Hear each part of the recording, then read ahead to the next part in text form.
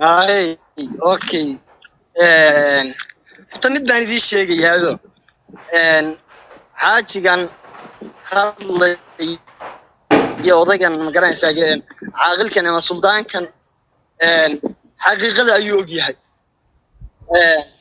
xaqiiqada og yahay waa maxay marka? xaqiiqada og yahay waxa weeye gobolka Sanaag waxay meel la maraysaa gobolka Sool.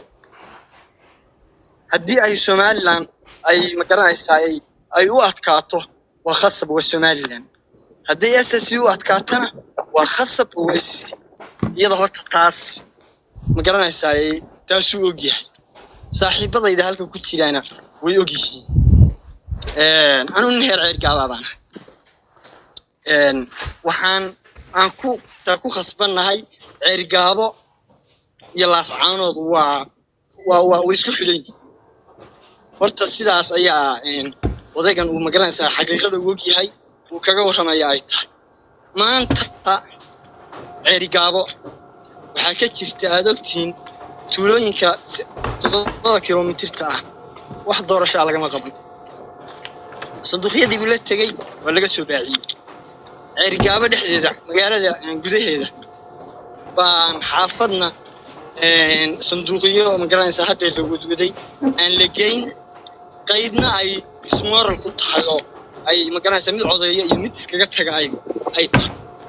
marka horta gaabo gobolka Sanaag Somaliland maanta halkaas ka joogtaa. taas inaad la socotaan baa wanaagsan. gaabo lascaan baa wada sidaas u maamulaysa oo ma garanaysaa waa inay dhacaysan oo malade maba dhacayso taas. akhritaanka meesha u socoto gaabo SSC lascaan Somaliland waa soo banaankaas ay joogtaa. hawl kale way socdaan. marka wax badan oo soo dhowna way jiraan oo loo yahay meeshii la galo waa soo geliyaan moogta. anaga berigi hore sida ahayno waxay sameyn jireen markay ordaan oo beesha caalamka aadaan oo meel kasta aadaan ka aqoonsi baan doonayna meel kasta ay galaan waa ka mulkiyeesi oo sheeduna okay ay tahay maamul goboleedyada iyo dawladda ka soo qayb galayso calan degmada ay ka wada taagan yihiin. taasuna ma garanaysaa waa la og yahay oo wax badan oo ama oday suldaan ha noqoto ama siyaasi ha noqoto wax badan bay isbedel keenaysaa oo ka hadlaya. Faysal Cali Waraab maanta qeyniyay waaki horta taas way jirtaa.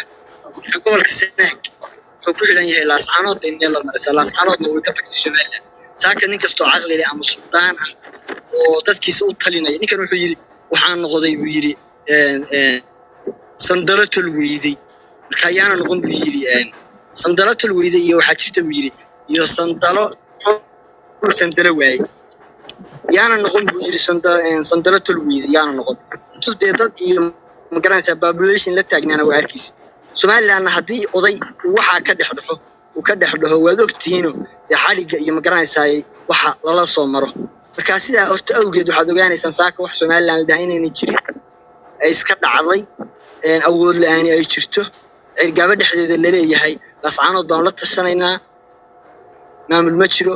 waxaan idin wadnaa ma garanaysaa inaynu dhulkeena u tashano.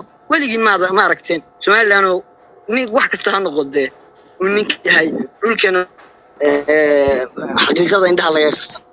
waxaad arki jirteen waliba Somaliland iska badaa musabixi oo Soomaali lagu soo qaado iyadoo la joogo waqooyi ma idin arki jirin.